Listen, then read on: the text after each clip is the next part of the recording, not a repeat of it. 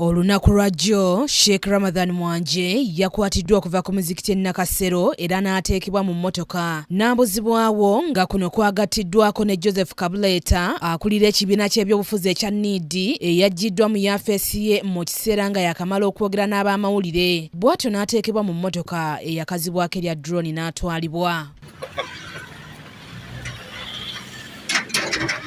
Yabeerangawo mu myaka gy'ekinaana tetumanyi ddiiro likirikoma so nga bwe twabagamba nti buli kimu ekisoboka tugenda kukikola bwe kiba kyetaagisa kuengaginga foreign agencies foreign courts nakyo tujja kikola ne mu parliament wano ensonga tugenda kugezaako tuzifuule nti si za bulijjo okulaba nga abantu baffe balekeraawo okuwambibwa. Dr.livingstone ssewanyana akulira ekibiina ekirezi ky'eddembe ly'obuntu ki Foundation for Human Rights Initiative avumiridde engeri bano gye baakwatiddwamu era n'agattako okusaba ab'obuyinza okuyita nga mu makubo amatuufu agalambikiddwa obutereevu mu mateeka singa wabeerawo omuntu eyeetaagibwa ku nsonga yonna okwanukula. Nga n'emu ekwatisa muntu mu ngeri emenya amateeka kubanga amateeka go galambika bulungi omuntu yenna ateeberezebwa okubanga alina omusango wazizza engeri ki gy'ayinza okukwatibwamu n'atwalibwa n'awozesebwa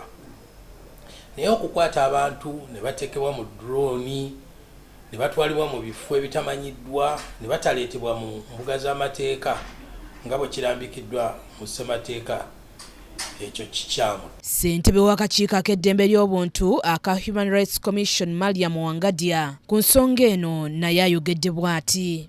Gavumenti erina obuyinza ng'eyita mu poliisi mu ssemateeka ne mu poliisi okukwata oyo yenna ateeberezebwa okuuza omusango oba gwe bateebereza nti anaatera okuuza omusango so ayinza okukwatibwa n'atwalibwa mu kkooti oba n'abaako ne wakuumirwa mu ssaawa nga 48 n'aba ng'atwaliddwa okwonze si kuyita kuwambibwa. Ssewanyana mu ngeri emu asabye abalamuzi obutagezaako kuwozesa muntu yenna abatwalirwa nga yasoose kutulugunyizibwa. Eza okulira omusango ogwo okutuusa ng'ajjanjabiddwa era nga n'abavunaanyizibwa okutulugunya oba okunyigiriza nga nabo bakwatiddwa era nga babonerezeddwa. Kyalibadde kirungi ne tugoberera etteeka eryo eryateekebwawo kubanga lituyamba okulwanyisa ebikolwa bino ebyokutyobola eddembe ly'obuntu n'abantu betulaba nti buli lukya balabikanga abafudde bannantawulira n'atagambwako. Omwogezi w'eggye ly'eggwanga Felix Kraije akakasizza nga Mwanje ne Kabuleta bwe bali mu mikono gyabwe newankubadde nga munnamateeka wa Sheikh Mwanje Govt Musiima agamba nti buli wamu batuuseewo wabula nga tebalaba ku muntu waabwe. Ekimanyi ffe tumulina akulembeze ba Isiraamu waliwo enjawulo Sheikh yakwatiddwa alina byanoonyerezebwako yakwatiddwa nga mukulembeze wa Isiraamu. Buli muntu yenna alina obuvunaanyizibwa bwengubu ate bw'aba alina byalowozeddwamu ebitali bituufu ate n'anoonyerezebwako oluvannyuma n'atebwa watalina kyakola babeere bakakkamuza.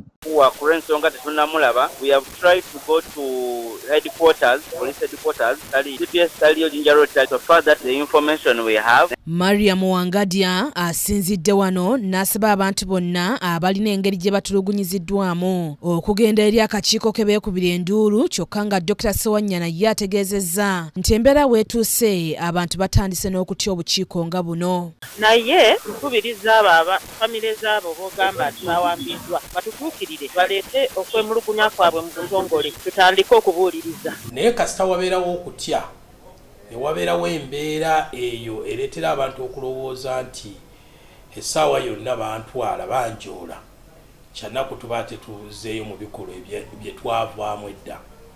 N'olwekyo kirungi ng'abakuumaddembe baddeyo beekubemu ttooki. Bo bannakibiina kya NID basabye ebitongole eby'ebyokwerinda ebyakutte omuntu waabwe okumutwala mu kkooti asomerwe emisango gy'avunaanibwa. Oluvanyuma tukitegeddeko nga Kabuleta bwagguddwako omusango gw'okusekeeterera gavumenti.